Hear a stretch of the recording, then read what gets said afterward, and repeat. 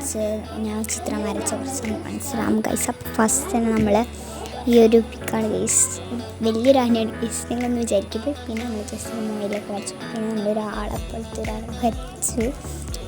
അപ്പോൾ നമ്മൾ പെയിൻറ്റ് കൊടുത്ത് അതിൻ്റെ വേറൊന്നും അവിടെ ഉണ്ടായിരുന്നു. പിന്നെ ഞാൻ ഫേസ് വരയ്ക്കുന്ന അങ്ങനെയൊക്കെയാണ് നമുക്ക് ഇതൊക്കെയാണ്.